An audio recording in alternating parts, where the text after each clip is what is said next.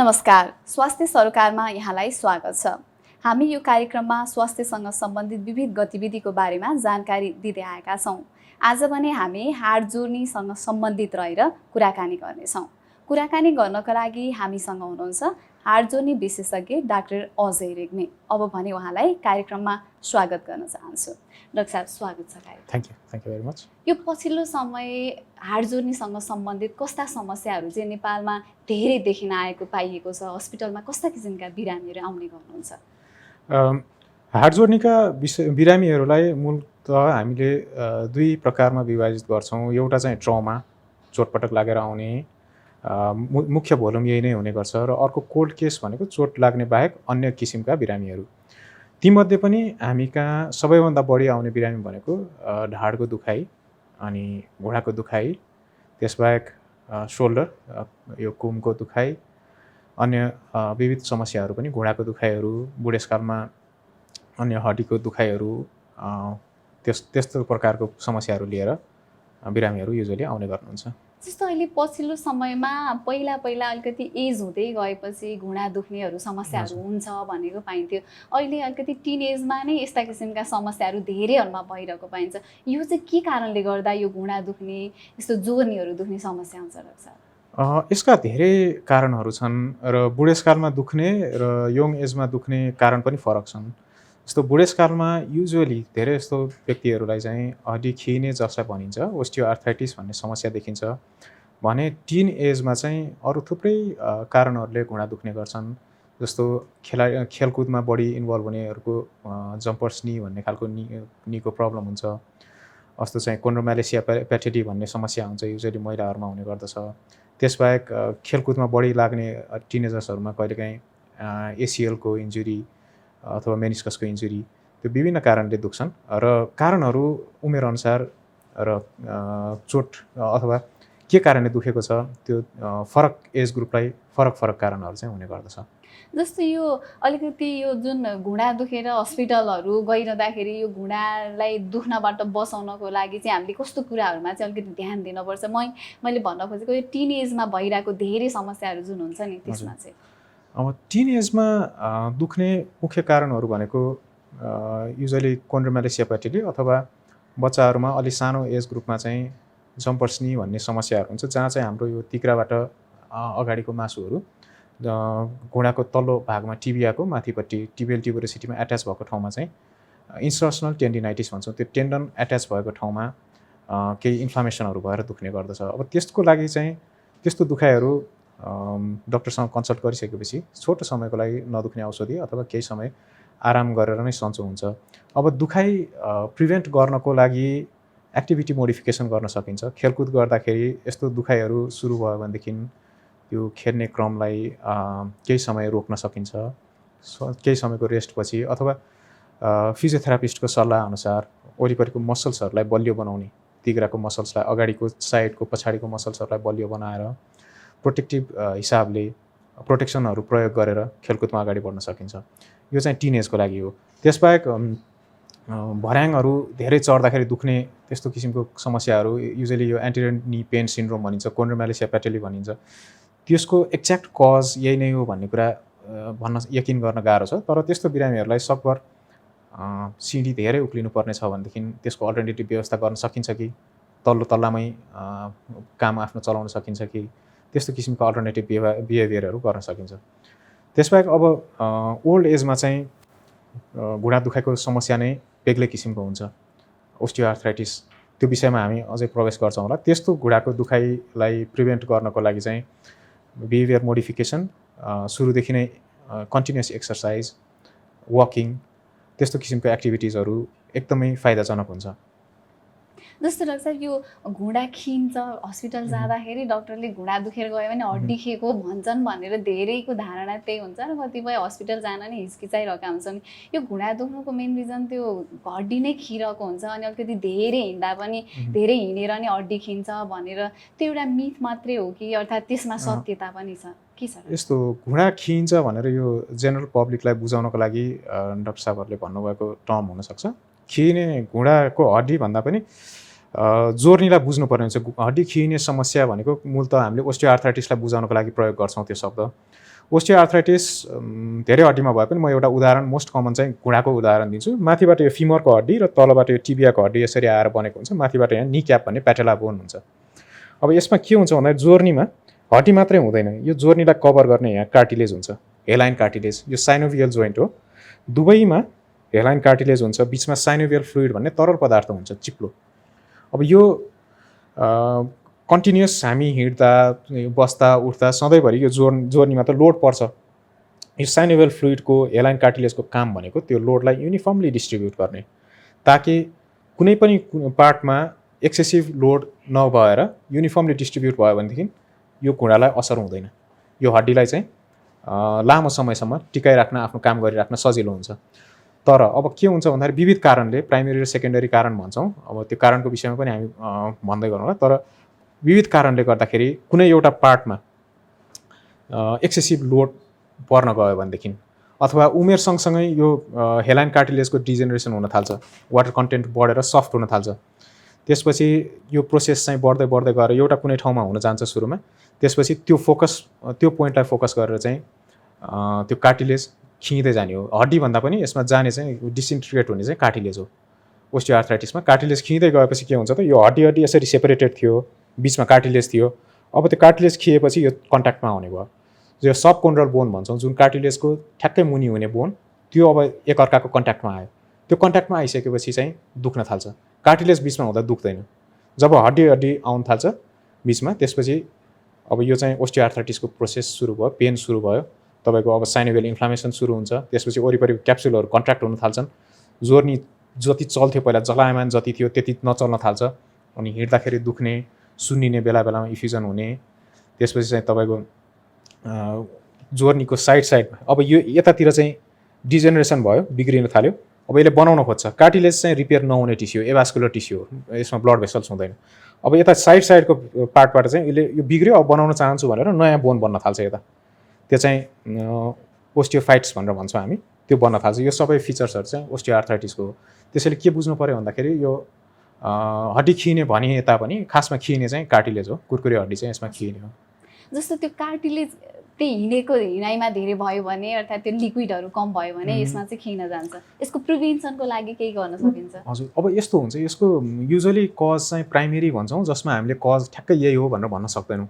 हड्डी यही नियमित रूपमा चल्दै जाँदा एजिङको प्रोसेस अनुसार कार्टिलेजको चाहिँ कम्पोजिसनमा केही चेन्ज भएर पानीको कन्टेन्ट बढेर डिसइन्टिग्रेट हुन थाल्छ। त्यो एउटा भयो। सेकेन्डरी कज भनेको चाहिँ त्यो हड्डीमा मानव एउटा कहीँ फ्र्याक्चर भयो र युनाइट हुँदा अलिकति बाङ्गो भयो। अब बाङ्गो भएपछि कुनै एउटा पार्टमा चाहिँ अलिकति बढी लोड पर्न जान्छ, अनि त्यहीँबाट डिजेनरेसन सुरु हुन्छ। अर्को भनेको फ्र्याक्चर हड्डीमै जोर्नीमै इन्भल्भ गर्यो, अलिकति स्टेप भयो, ठ्याक्कै मिलेन युनाइट हुँदा, भनेपछि त्यो पोइन्टमा पनि डिसइन्टिग्रेसन हुन थाल्छ। यी लगायत अरू थुप्रै कारणहरूले गर्दाखेरि चाहिँ यो हुन जान्छ। तर यसलाई बचाउनको लागि, ढिलो होस् भन्नको लागि हामीले चाहिँ नियमित व्यायाम, सबभन्दा राम्रो उपाय भनेको नियमित व्यायाम हो। र अर्को उपाय भनेको चाहिँ यसलाई बढाउने, कार्टिलेजलाई खिनलाई चाँडै गराउने कारण भनेको हामीले एक्सेसिभ प्रेसर जोइन्टमा दियौँ भनेदेखि पनि हुन्छ। त्यस्तो एक्टिभिटिज भनेको चाहिँ जस्तो घुँडा एकदमै पङ्ग्याएर पलेटी कसेर बस्ने अथवा घुँडा धसेर बस्ने, अनि त्यस्तो किसिमको अकुपेसन हुनेहरू कतिपय हामीले देख्छौँ। कपडा पसलहरूमा चाहिँ पसलेहरू यसरी घुँडा धसेरै बस्नुहुन्छ। बुढाबुढीहरू प्रायःसो चाहिँ घुँडा खुम्च्याएर पलेटी कसेरै बस्नुहुन्छ। त्यो सबले पनि घुँडा खिने क्रमलाई चाहिँ अलिकति फास्ट गराउँछ। जस्तो खेलाडीहरूको पनि घुँडाहरूमा, फुटबल खेलाडीहरूको घुँडामा अथवा यो बेसबल खेलाडीहरूको चाहिँ सोल्डरमा ओस्टियोआर्थराइटिस धेरै हुने गर्दछ। त्यसबाहेक टाइपराइटरहरू धेरै प्रयोग गर्नेहरूको औँलाको हड्डीहरूमा चाहिँ, अनि नाडीको हड्डीहरूमा पनि ओस्टियोआर्थराइटिस, यो घुँडा हड्डी खिने चाहिँ बढी देखिन्छ। त्यस हुनाले अकुपेसनल पनि यसको रिजन छ। त्यसो भएर आफूले जुन भागमा चाहिँ इन्भल्भ हुन्छ त्यो भागको मसल्सहरूलाई बलियो बनाउने एक्सर्साइज पहिलेदेखि गर्नु उपयुक्त हुन्छ। सबभन्दा राम्रो एक्सर्साइज घुँडाको लागि वकिङ एकदमै राम्रो एक्सर्साइज हो। डाक्टर साहब, यो अलिकति घुँडा हड्डीमा पनि सङ्क्रमण हुन्छ भनेर भनिन्छ। यो हड्डीमा सङ्क्रमण के कारणले हुन्छ? यो हड्डीको सङ्क्रमण भनेको चाहिँ के हो? हड्डी प्रायःसो हड्डीमा हुने सङ्क्रमणलाई हामीले ओस्टियोमाइलाइटिस भन्छौँ। ओस्टियो भन्नाले हड्डी, माइलाइटिस भनेको भित्रको मासी। हड्डी सँगसँगै मासीको पनि इन्भल्भमेन्ट हुने हुनाले हामीले ओस्टियोमाइलाइटिस भन्छौँ। प्रायःसो यो लामो हड्डीहरूमा हुने गर्दछ। कमनली चाहिँ बच्चाहरूमा हुन्छ।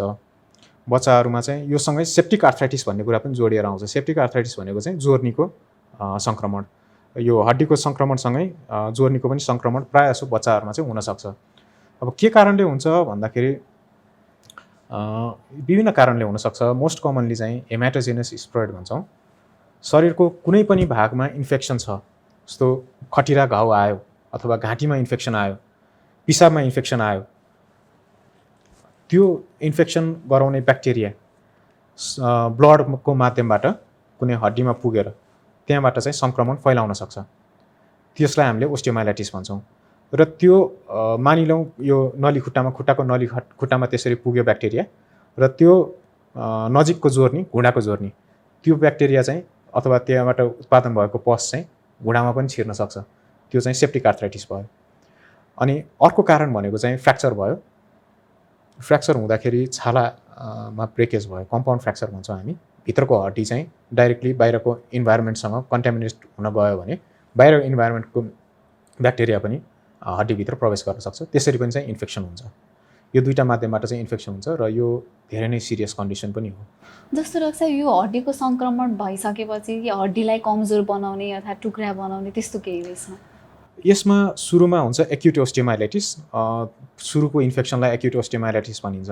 अब त्यो सङ्क्रमण समयमै उपचार हुन पाएन भनेदेखि के हुनसक्छ त भन्दा, यदि सेप्टिक आर्थराइटिस पनि भयो, एक्युट ओस्टियोमाइलाइटिस पनि भयो, त्यो चाहिँ इन्फेक्सन शरीरमा फैलियो भने तुरुन्तै सेप्टिसेमिया भनेको रगतमा इन्फेक्सन फैलिनु, त्यो भएर बिरामी चाहिँ मृत्यु पनि हुनसक्छ। युजली बच्चाहरूमा एकदमै सिरियस कन्डिसन हो यो। त्यसबाहेक अलिकति कमजोर खालको ब्याक्टेरियाले इन्फेक्सन गराएको रहेछ या केही ट्रिटमेन्ट चाहिँ पायो तर पुरै ट्रिटमेन्ट हुन सकेन भनेदेखि चाहिँ त्यो इन्फेक्सन क्रोनिक ओस्टियोमाइलाइटिसमा रूपान्तरण हुन्छ। क्रोनिक ओस्टियोमाइलाइटिस भनेको चाहिँ लो ग्रेड इन्फेक्सन, अलिकति कम भिरुलेन्ट ब्याक्टेरिया, तर त्यो हड्डीमा बसिरहन्छ, कहिले चाहिँ चुप लागेर बस्छ, कहिले चाहिँ त्यो इन्फेक्सन फेरि फ्लेयर अप भएर तपाईँको चाहिँ फेरि पिप आउने, ज्वरो आउने हुँदै जान्छ र त्यसले चाहिँ बिस्तारै हड्डीको स्ट्रक्चर नै बिगार्छ, डिफर्मिटी हुन्छ, कमजोर हुन्छ। अनि सानो चोटपटकमा पनि अथवा चोटपटकै नलागी फ्र्याक्चर पनि हुनसक्छ। त्यो हुनुलाई चाहिँ हामीले क्रोनिक ओस्टियोमाइलाइटिस भन्छौँ। अनि यसमा यो हड्डीको क्यान्सर पनि भनिन्छ रहेछ, यो चाहिँ के हो? हड्डीको क्यान्सर र इन्फेक्सन चाहिँ फरकको हो, एकदमै इन्टायरली फरक कुरा हो। हड्डीको क्यान्सर, यसलाई चाहिँ मस्कुलो स्केलेटल ट्युमर्स भन्छौँ हामी। हड्डी बाहेक हड्डीको वरिपरि हुने मसल्स टिस्यु, फाइब्रस टिस्यु र सम्बन्धित त्यो स्नायुको न्युरो टिस्युलाई पनि हामीले इन्क्लुड गर्छौँ। बोन ट्युमर चाहिँ इन्टायरली फरक कुरा हो। अब यसमा चाहिँ बेनाइङ र मेलिग्नेन्ट भन्छौँ हामी। बेनाइङ भनेको चाहिँ नसर्ने, नफैलिने खालको ट्युमर, त्यही जहाँ यो उत्पन्न भयो त्यही नै बस्ने, अलिकति ठुलो हुनसक्छ, प्रेसर सिम्पटम्स गराउन सक्छ, तर त्यो शरीरको विभिन्न अङ्गमा फैलिँदैन। अर्को भनेको म्यालिग्नेन्ट ट्युमर, त्यो चाहिँ मेटास्टासिस हुने पोटेन्सियल भएको, शरीरको अरू भागहरूमा पनि फैलिने, फोक्सोहरूमा फैलिने, र यो चाहिँ अलिकति ज्यानलाई नै जोखिम पार्ने खालको क्यान्सर भनेर हामी जसलाई भन्छौँ, त्यसलाई त्यो दुईवटा भयो। अब बोन ट्युमरको कुरा गर्दाखेरि एज ग्रुप अनुसार फरक छ। प्रायः जसो बच्चामा, एडोलेसेन्टमा देखिने ट्युमरहरू चाहिँ बेनाइङ हुन्छन्, जुन चाहिँ माइल्ड खालका, जुन चाहिँ फैलिँदैन। एक्सेप्सन छ त्यहाँ, ओस्टियोसार्कोमा भन्ने टिनेजर्समा हुनसक्छ, त्यो चाहिँ डेन्जरस खालको क्यान्सर भयो। अर्को भनेको चाहिँ तपाईँको इविङ सार्कोमा भन्ने, त्यो पनि बच्चाहरूलाई इफेक्ट गर्छ। तर प्रायः जसो अलिकति डेन्जर क्यान्सरहरू भनेको चाहिँ तपाईँको अलिकति एज भएको 40 वर्ष नआएकोहरूमा यो कोन्ड्रोसार्कोमाहरू हुनसक्छ, अझै 60 वर्ष नआएकोहरूमा अरू क्यान्सरहरू हुनसक्छ। तर मेनली हड्डीमा हुने अर्को क्यान्सर भनेको, मुख्य सबैभन्दा बढी फ्रिक्वेन्सीमा हुने क्यान्सर भनेको चाहिँ शरीरको अन्य भागमा भएको क्यान्सर चाहिँ हड्डीमा आएर सर्ने। यो चाहिँ युजली 60 या 70 वर्षभन्दा माथिको बिरामीमा यदि क्यान्सर देखियो भने त्यो क्यान्सर युजली अन्तबाट, फोक्सोबाट, या महिलाहरूको प्राठेगर या स्तन, या चाहिँ पुरुषहरूको प्रोस्टेटको ग्रन्थि, पेट, आन्द्रा इत्यादिबाट चाहिँ क्यान्सर आएर हड्डीमा सरेको हुनसक्छ। डाक्टर साहब, यस्तो नेपालको सन्दर्भमा कुरा गर्नुपर्दा यस्ता खालका बिरामीहरू कति मात्रामा हस्पिटलहरू आइरहेका हुन्छन्? यसले अलिकति जटिल अवस्थाहरू सिर्जना गरेका केसहरू हजुरले भेटाउनु भएको छ कि छैन? हजुर, छन्, प्रशस्तै छन् बिरामीहरू। अब अहिले आएर चाहिँ बिरामीहरू हस्पिटलमा बढी आउन, मलाई एक्ज्याक्टली डेटा चाहिँ थाहा छैन, तर बिरामीहरू इन्काउन्टर चाहिँ भइराख्नुहुन्छ।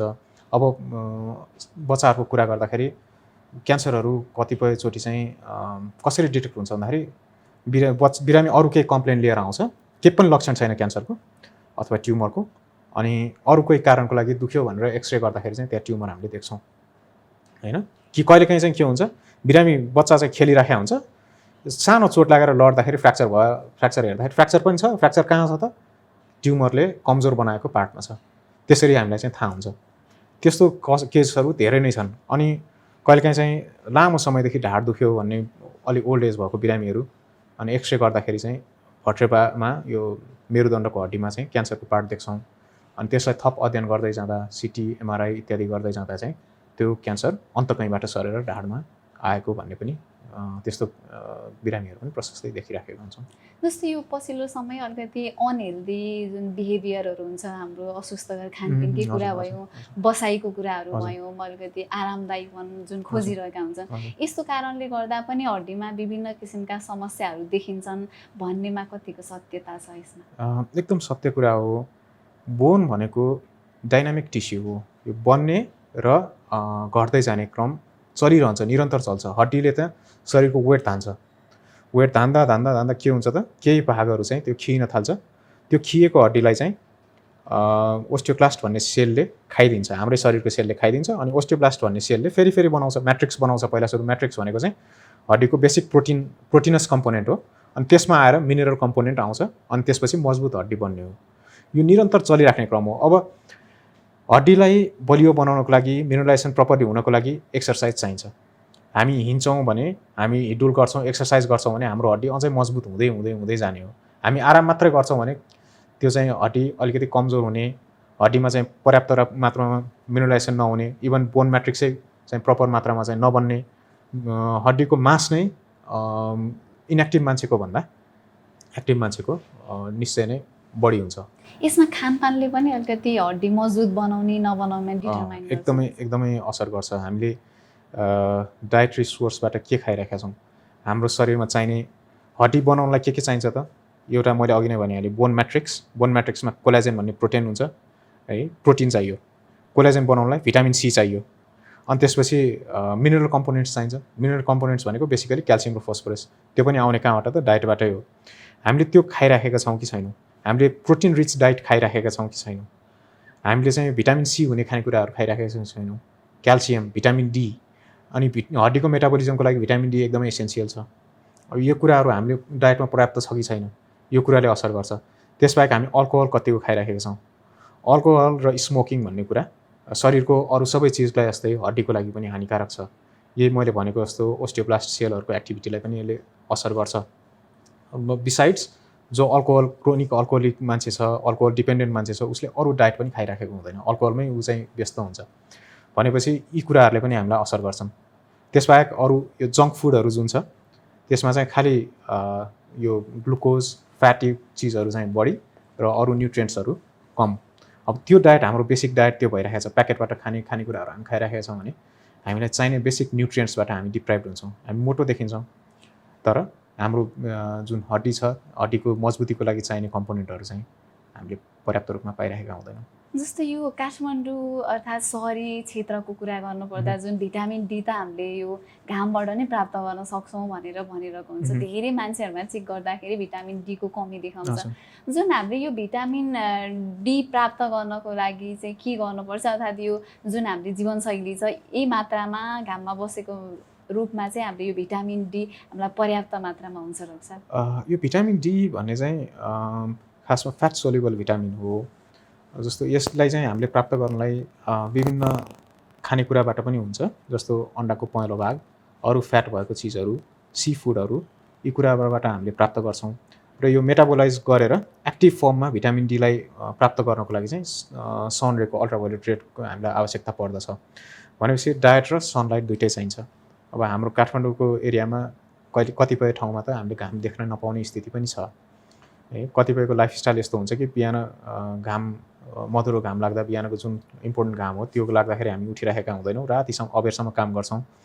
त्यो हिसाबले गर्दा हामीले पर्याप्त मात्रामा भिटामिन डीहरू पाउँदैनौँ। अनि आजभोलि चाहिँ भिटामिन डीको कमी छ भनेर ट्याब्लेट्सहरू खाने गरिन्छ। त्यसमा पनि अलिकति केयरफुल के हुनुपर्छ भन्दाखेरि भिटामिन डी 2A सोर्ड भनिन्छ, दुई धारे तरवार। यो बढी भयो भने पनि हानिकारक छ, कम भयो भने पनि हानिकारक छ। बढी भयो भने पनि यसले चाहिँ ओस्टियोपोरोसिसको रिस्क बढाउँछ एक्सेसिभ भिटामिन डीले पनि, र कम भयो भने पनि हाम्रो पर्याप्त मात्रामा मिनरलाइजेसन हुन पाउँदैन, अनि त्यसो हुनाले ओस्टियोमेलेसियाहरूको रिस्क चाहिँ हामीलाई बढ्ने हुन्छ। त्यही भएर भिटामिन डी आवश्यक छ हामीलाई, तर यदि हामीले ट्याब्लेटको रूपमा लिइराखेका छौँ भनेदेखि त्यसको लागि केयरफुल मोनिटरिङ गर्नैपर्छ। यतिकै पसलमा लिएर आफूले खान चाहिँ उपयुक्त हुँदैन।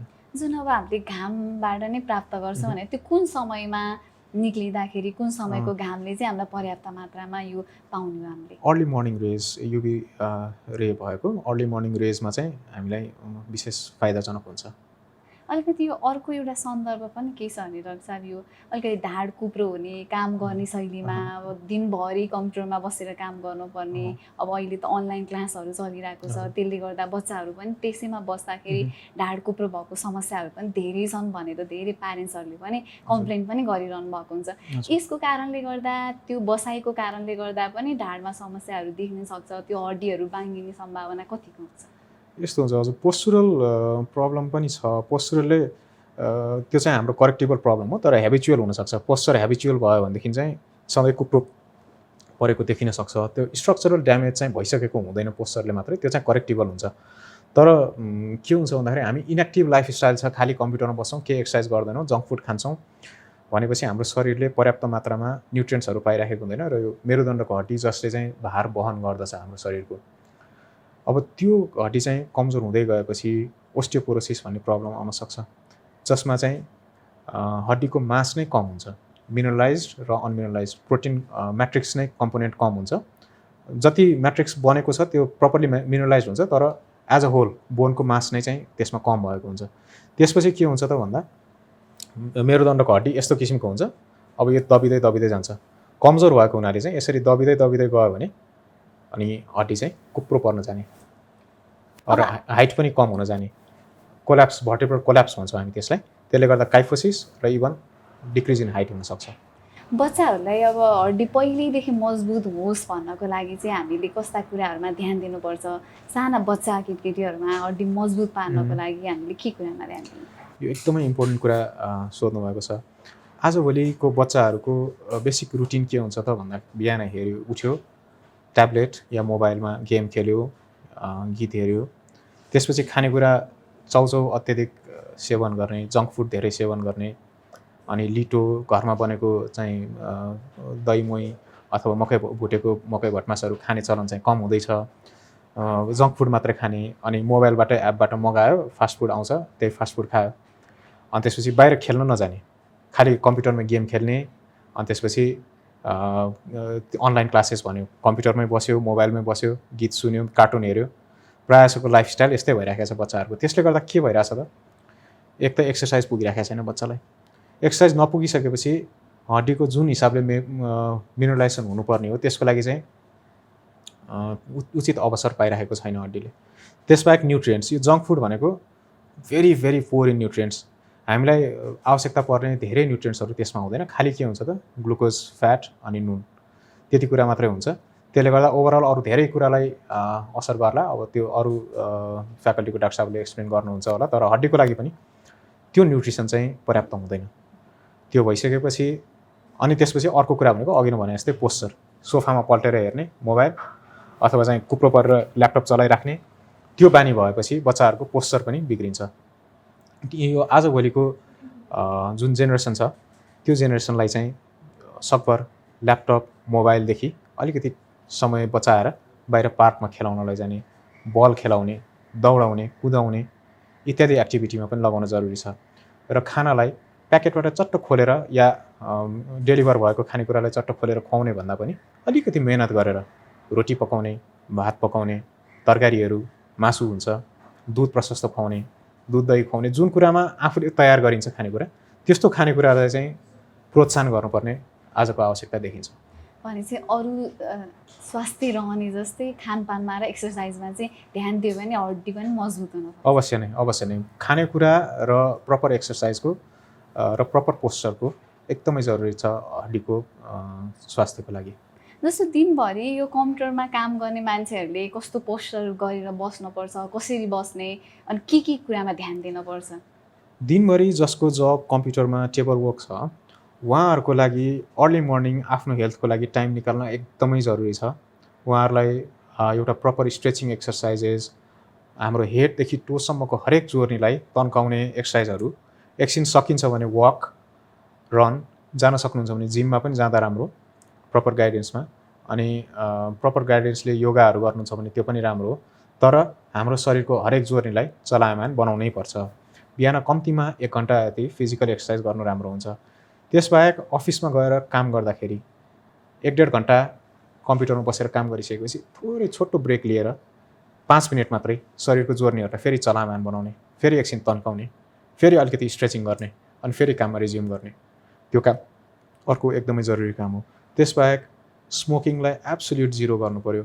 अल्कोहललाई पनि मेरो एडभाइस चाहिँ एब्सोल्युट जिरो गरौँ भन्ने मेरो एडभाइस हो, तर यो आफ्नो पर्सनल कुरा हो। तर स्मोकिङ चाहिँ स्ट्रिक्टली जिरो नै गर्न जरुरी देखिन्छ। त्यसबाहेक हामीले के खानेकुराहरू खाइरहेका छौँ, खानेकुरामा अलिकति हेल्दी खानेकुरालाई प्रिफर गर्नु अर्को उपयुक्त कुरा हुन्छ हड्डीको लागि। जस्तो यो बाथरोग पनि हड्डीसँग नै सम्बन्धित हुन्छ। यसले बाथरोगको कारणले गर्दा पनि घुँडाहरू दुख्ने, जोर्नीहरू दुख्ने भनिन्छ। यसको बारेमा नि अलिकति भनिदिनुहोस् न। अब यो बाथ भनेर नेपालीमा भन्दाखेरि यसले धेरै कुरालाई इन्कर्पोरेट गरेको हुन्छ। जस्तो युरिक एसिडको समस्यालाई पनि बाथै भनेर बुझिन्छ। रुमेटोइड आर्थराइटिस, एन्काइलोजिङ स्पन्डाइलाइटिस, यी विविध कुराहरूलाई हामीले बाथ भनेर बुझ्छौँ। अब युरिक एसिड भनेको चाहिँ मोनोसोडियम युरेट मोनोहाइड्रेट भन्ने क्रिस्टल एउटा छ। त्यो क्रिस्टल चाहिँ के हुन्छ भन्दा प्युरिन मेटाबोलिजमको बाई प्रडक्ट हो। प्रोटिनियस डाइट हामीले खाँदाखेरि त्यसलाई मेटाबोलिजम भएपछि एउटा बाई प्रडक्ट बन्छ युरेट क्रिस्टल्सहरू। त्यो क्रिस्टल्सहरू साइनोभियल जोइन्ट जुन चाहिँ जोर्नी हुन्छ, यो घुँडाको जस्तो ठुलो जोइन्टहरू, यो हातको जुन चलायमान जोइन्टहरू छन् प्रायःजसो, ती जोइन्टहरू धेरै जस्तो साइनोभियल जोइन्ट हुन्। ती जोइन्टमा गएर डिपोजिट भइदिन्छन्। डिपोजिट भइसकेपछि त्यहाँ चाहिँ एक्युट इन्फ्लामेटरी रेस्पोन्स आउँछ। इन्फ्लामेसन भएर धेरै दुख्ने अनि सुन्निने, अनि त्यसपछि ज्वरै समेत पनि आउन सक्छ। प्रायःजसो यो कमनली चाहिँ यो खुट्टाको बुढी औँलाको बेसमा फेदमा चाहिँ हुने गर्छ। त्यसलाई पोडागरा पनि भन्छन्। अनि यो चाहिँ युरिक एसिड, यसलाई पनि एक किसिमले बाथ नै भनिराखेका हुन्छौँ। अनि अर्को बाथ भनेको चाहिँ रुमेटोइड आर्थराइटिस भन्ने छ। यो चाहिँ एउटा कनेक्टिभ टिस्यु डिसअर्डर हो। अब यसले चाहिँ समयमा उपचार पाइएन भनेदेखि जोर्नीलाई बिगार्ने र लिम्बलाई डिफर्म्ड हुने सम्भावना पनि छ। तर यसलाई नियन्त्रणमा राख्नलाई हामीसँग लामो समयसम्म खानुपर्ने औषधिहरू उपलब्ध छन्। त्यसबाट पनि हामीले उपचार गर्न सक्छौँ। अर्को भनेको एन्काइलोजिङ स्पन्डाइलाइटिस, त्यो मेरुदण्डलाई यसले विशेष गरी असर गर्छ र अरू जोर्नीलाई पनि गर्छ। त्यसमा चाहिँ एकदम स्टिफनेस हुन्छ, अनि बिहानै उठ्दा एकदम स्टिफनेस भइराखेको हुन्छ, अनि अलिकति चलाए जिउ भनेदेखि बिस्तारै अलिकति खुल्दै आउँछ। रुमेटोइड आर्थराइटिस पनि त्यही हो। यो खास गरी हातको औँलाहरू एकदम बिहान कक्रक्क परेर बस्छन्, अनि चलाउँदै जाँदा बिस्तारै चलायमान भएपछि अनि दिन ढल्दै जाँदाखेरि चाहिँ यो ठिक हुन्छ। अब यो प्रकारको बाथहरूको चाहिँ उपचार हुन्छ। जस्तो युरिक एसिडलाई अलिकति डायट्री मोडिफिकेसन, अब त्यसमा चाहिँ विविध कुराहरू छन्। आजभोलि रिसेन्ट स्टडीले प्रोटिन डायट कम गर्नु पर्दैन पनि भनेका छन्। तर हामीले फलो गर्दै आएको भने चाहिँ रेड मिटहरूलाई, अनि सार्डिन लगायतका फिसहरूलाई, अनि गेडागुडी अत्यधिक मात्रामा, यी कुराहरूलाई कम गर्नु पर्यो। अनि अल्कोहल जिरो, अल्कोहल चाहिँ खाने हो भनेदेखि हामीले यो युरेट क्रिस्टलहरू अझै डिपोजिट भएर एक्युट फ्लेयर अप हुन्छ। अनि त्यसपछि पानी प्रशस्त खानु पर्यो। डिहाइड्रेसनले पनि यसलाई फ्लेयर गराउन सक्छ। र यति गर्दा पनि यो कम भइराखेको छैन भने हामीसँग औषधि उपचारहरू गर्ने उपायहरू छ, औषधिहरू छन्। त्यसबाहेक रुमेटोइड आर्थराइटिसको पनि औषधिहरू छन्। यसलाई चाहिँ रगतको जाँचद्वारा हामीले डायग्नोसिस गर्छौँ। अनि यसलाई पनि समयमै उपचार गर्न पाइयो भने रोगलाई नियन्त्रणमा राख्न सकिन्छ। र यदि उपचार गरिएन भने चाहिँ यो हातहरूको हड्डी यसरी बाङ्गो हुँदै जाने, जोर्नीहरू चाहिँ पुरै बिग्रिने, यो चाहिँ इरोजिभ खालको आर्थराइटिस भन्छ यसलाई। यसले जोर्नीको सर्फेसहरूलाई चाहिँ खियाइदिन्छ र जोर्नी नै बाङ्गो हुन्छ, र त्यसपछि लिगामेन्टहरू, टेन्डनहरू पनि रप्चर हुन सक्ने सम्भावना हुन्छ। त्यसो भएर यसलाई चाहिँ बिग्रिन नदिन समयमै उपचार गर्ने भने यसको उपचार सम्भव छ। डाक्टर साहब, यो लामो समय अब यही फिल्डमा रहेर हजुरले काम गरिरहनु भएको छ। यो हाड जोर्नीसँग सम्बन्धित समस्याहरूप्रति चाहिँ हाम्रो नागरिकहरू कतिको सचेत पाउनुहुन्छ? एकदमै सचेत हुनुहुन्छ। हड्डीको समस्या भनेको चाहिँ तपाईँलाई एकदमै दुःख दिने समस्या हो। मान्छेको फङ्सनल लाइफ, अकुपेसनल लाइफ, आफूले काम गरी खानुपर्ने मान्छेलाई हड्डीमा समस्या आयो भने काम गरी खानै अप्ठ्यारो हुन्छ। त्यसैले मान्छेले हड्डीको समस्यालाई चाहिँ नेग्लेक्ट गर्दैन, तुरुन्तै आउने गर्छन् र उपचारहरू लिने गरेकै देखिन्छ। अब हामी अब अन्त्यतिर पनि आइसक्यौँ। अब स्वस्थ हड्डी बनाउनको लागि हामीले कस्ता कुराहरूमा ध्यान दिने, बच्चाहरूलाई के कुरामा ध्यान दिने, र आम युवाहरूले कस्तो किसिमका व्यवहारहरू अपनाउनु पर्छ भन्नुहोस् न।